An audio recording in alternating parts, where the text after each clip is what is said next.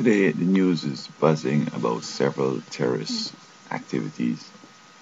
First one is the shooting of the Marine Corps Museum, then the Pentagon. They're saying it's a similar rifle that has been used in, same rifle has been used in several of the shootings. And then we have the British discovery of a toner that was manipulated. Then a UPS truck is stopped by some bridge in New York. And then Philadelphia and New Jersey airports are shut down, and the planes isolated to do more studies and so on. And I know it is something very serious, etc., but I'm just wondering if there's a relationship to this election in November. You remember that Obama may not be seen as the war hawk and the guy who's going out and want to fight everybody, and so people might tend to feel a little queasy and a little nostalgic for George Bush. But I think that these activities that start surfacing around this election time are geared to, get maybe the Republicans elected, because they seem to like, or they seem to be seen as the party or the folks that, are bullish on fighting terrorists. I think the terrorists really would like the Republicans to win, and most likely to put Palin and or Jeb Bush as presidents. Because you see, right now Obama is winding down the Iraq and perhaps the Afghanistan wars. So what the enemy would like to see happen is that we go back to the 9/11 era and frenzy, start back the Afghan and Iraq wars, and then throw in Yemen, and then throw in Iran. Have like 4 wars. I mean, it will make us feel as if we have that capacity, but I mean, the 2 wars almost bankrupt the country in the world, much less 4. So the enemy, who is the Antichrist, would really like to see this place melt down.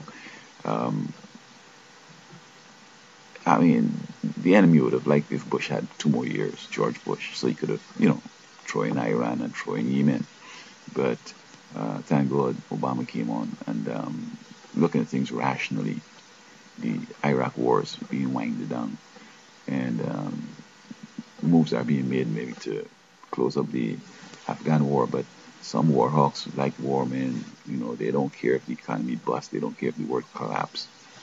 You see, years ago, certain leaders who thought they were smart, or who got hoodwinked by the devil and the Antichrist, set up certain things in the Middle East that are a problem today.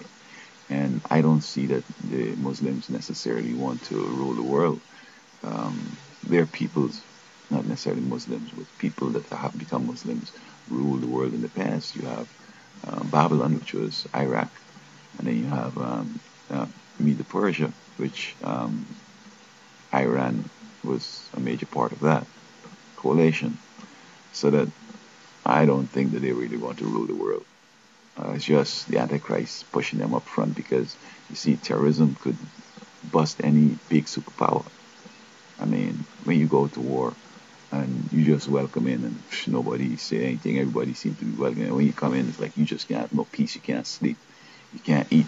Things happening all over. You can't drive and roll without worrying. The post-traumatic stress syndrome thing. And grinding down the military is like, don't have time to rest. People doing endless tours. I mean, it's crazy.